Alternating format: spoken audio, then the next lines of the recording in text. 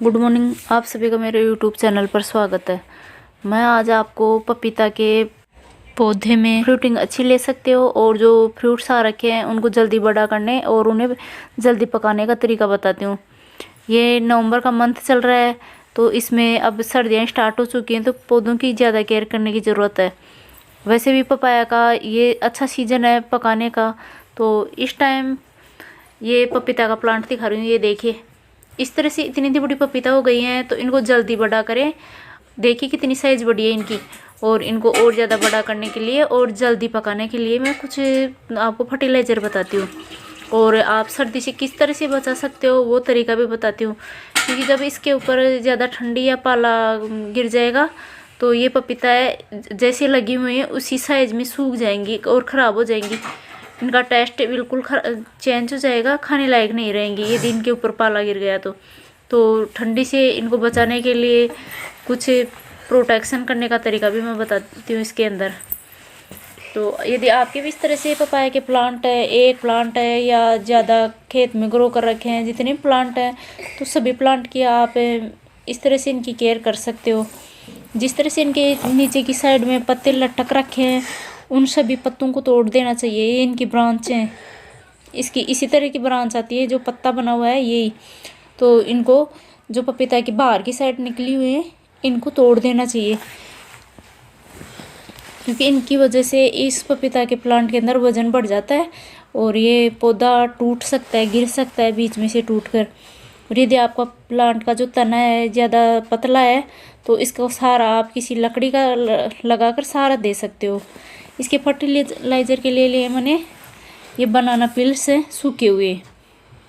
तो इनको सुखाने के बाद आपको इनको पाउडर फॉर्म में भी कर सकते हो पीस कर और इस तरह से रख कर भी इस प्लांट में डाल सकते हो। ये बनाना पिल्स के अंदर है magnesium, sulphur, phosphorus, potassium, nitrogen और माइक्रो न्यूट्रिएंट्स भी पाए जाते हैं। प्रोटीन भी काफ़ी प्रचुर मात्रा में पाया जाता है। और ये मैंने लिए सरसों का पाउडर। तो ये दोनों फर्टिलाइज़र है, मैं इसमें अप्लाई करके दिखाती हूँ। ये सरसों का पाउडर है जो मैंने सरसों को पीस लिया है तो आप इसको पीस कर और यूज कर सकते हो। और यदि आप सरसों की खली यूज करना चाहो तो वो भी पौधे के अंदर यूज कर सकते हो। तो पहले इस पौधे में जो भी खरपतवार है उसको अच्छे से निकाल देना चाहिए और अच्छे से निराई गुड़ाई कर देनी चाहिए।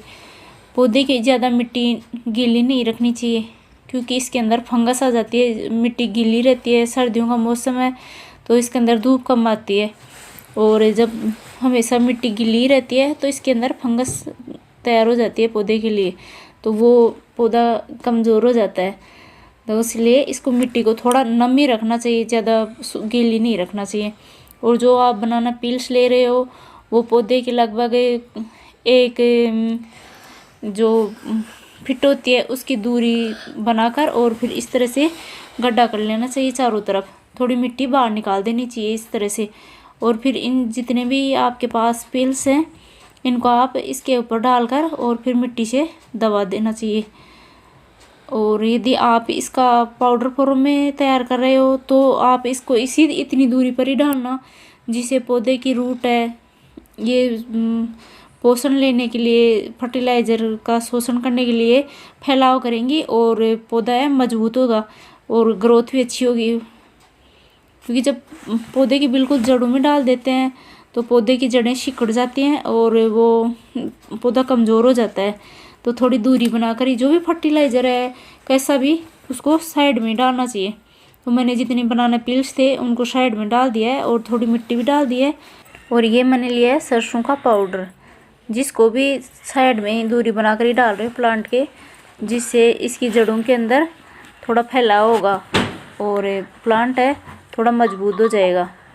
तो इस तरह से डालने के बाद इसके ऊपर थोड़ी मिट्टी डाल सकते हो या आप चाहो तो इसको थोड़ा जो भी खुरपी है आपके पास कोई भी कुछ भी ये होता है इंस्ट्रूमेंट उसकी मदद से आप इसको इस तरह से दबा सकते हो मिट्टी के अंदर। और फिर इसके अंदर प्रचुर मात्रा में पानी डाल देना चाहिए खाद डालने के बाद, जिससे मिट्टी के अंदर अच्छे से मिट्टी में ऑब्जर्व हो जाए और प्लांट इसको अवशोषित कर सके ढंग से।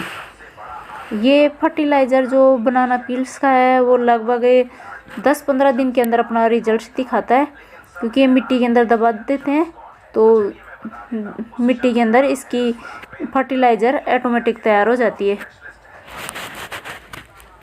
ये एक बार डाल दिया फर्टिलाइज़र दोनों, तो ये आप 15 दिन पे रिपीट कर सकते हो इसी फर्टिलाइज़र को।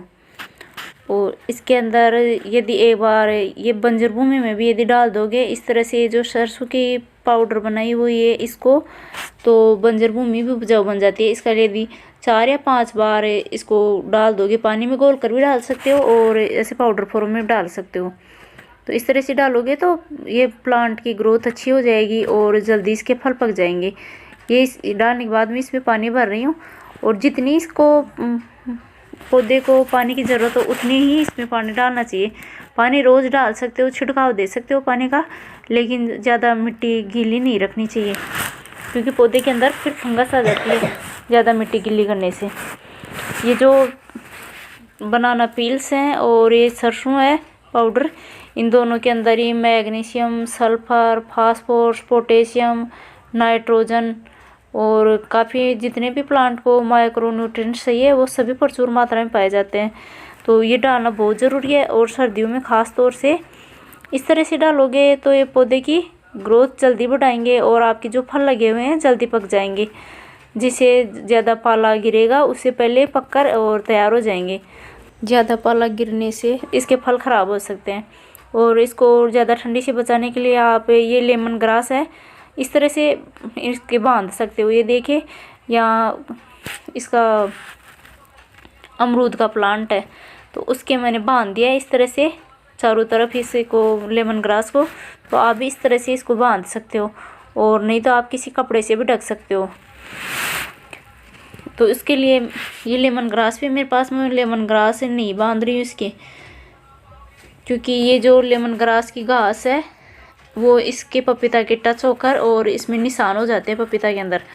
तो मैं इसके लिए एक कपड़ा ढक रही हूँ। आप कोई भी पुराना कपड़ा ले सकते हो आपके पास, जैसे कोई चुन्नी, दुपट्टा, लहंगा, ओढ़नी, जो भी कुछ है वही उसी से ढक सकते हो इसको। मार्केट में भी आता है इसके लिए, मार्केट से ख़रीदना चाहो तो मार्केट से भी ख़रीद सकते हो। और यदि आप घर में कोई भी कपड़े वेस्ट हैं उनसे ढकना चाहो तो उनसे ढक सकते हो। मैंने तो इसके चारों तरफ पहले लकड़ियाँ लगा ली, 2-3 मिट्टी के अंदर ग्रो कर दिए लकड़ियों को, और उसके बाद इसको इस तरह से लपेट दिया है कपड़े को चारों तरफ, जिससे कपड़े में हवा भी आ जाएगी और सर्दी से भी बच जाएगा।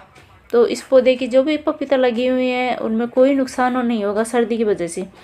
ये हमारे खेत के बीच में है तो यहाँ सर्दी का ज़्यादा प्रकोप रहता है, काफ़ी सर्दी पड़ती है। हमारे कुछ इलाके ऐसे होते हैं जिनमें सर्दी कम पड़ती है, तो उनमें तो आप यदि प्रोटेक्शन नहीं करोगे तो भी आपके पौधे बच सकते हैं।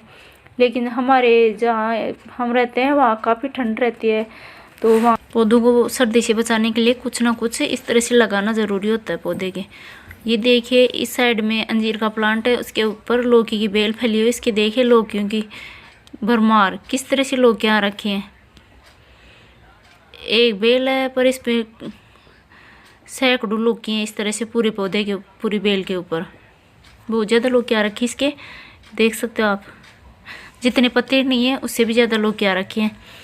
तो यही कमाल होता है टाइम पर फर्टिलाइज़र डालना और पौधे की ढंग से केयर करना। उसमें कितनी क्वांटिटी में पानी अप्लाई करना है, फर्टिलाइज़र किस तरह से अप्लाई करना है, ये सब ज़रूरी होता है पौधे के लिए ध्यान रखना। तभी इस तरह से प्रत्येक प्लांट अच्छी फ्लावरिंग दे सकता है, फ्रूटिंग दे सकता है।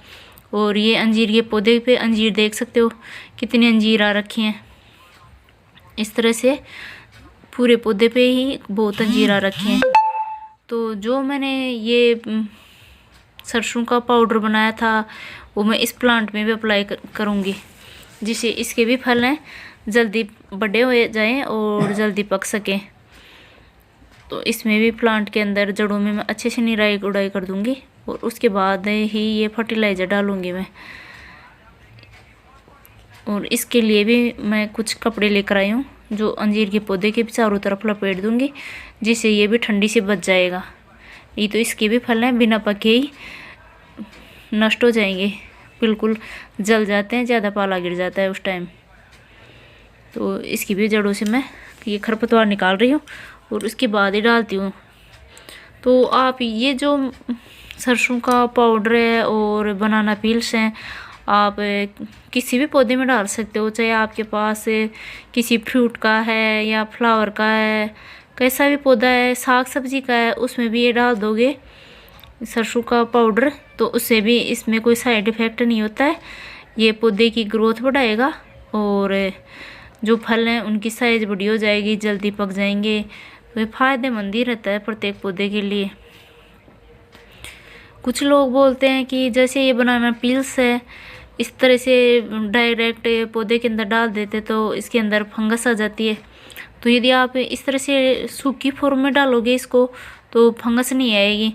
जब गीले छिलके को मिट्टी में डायरेक्ट दबा देते हैं तो फंगस आ जाती है, उसमें कीड़ा, उसको डिकम्पोस्ट करने के लिए कीड़े लग जाते हैं।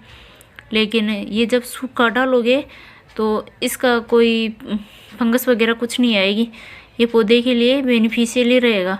तो आप इस तरह से जो 3-4 दिन के अंदर सूख जाता है, धूप में रख देना, 3-4 दिन में सूख जाएगा। उसके बाद इसको इस तरह से साइड में मिट्टी में दबा देना चाहिए। और इसके अंदर भी मैं अंजीर के प्लांट के अंदर भी ये जो सरसों का पाउडर है वो डाल रही हूँ। इसकी क्वांटिटी प्लांट के हिसाब से डालनी चाहिए।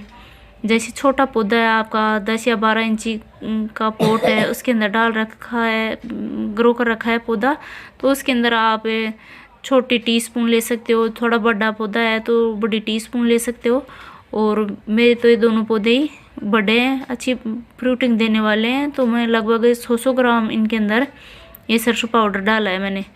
और इसके 100 ग्राम डालने के बाद इसमें लगभग 8-9 लीटर पानी डाल दिया मैंने पौधे के अंदर, जिससे ये अच्छे से मिट्टी में मिक्स हो सके।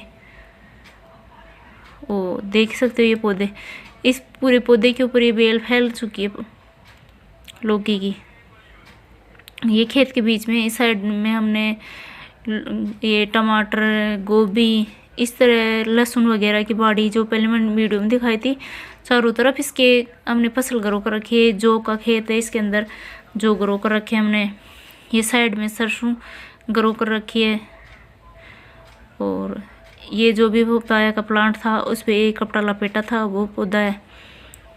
तो ये खेत के बीच में, जो खेत के बीच में पौधे होते हैं उनको ठंड का ज़्यादा प्रकोप रहता है उनके ऊपर, तो इनको टाइम पर बचाना ज़रूरी होता है। ये दूसरा पौधा है पपाया का। ये पपीता दूसरी साइज़ की है, देखिए कितनी लंबाई की पपीता है।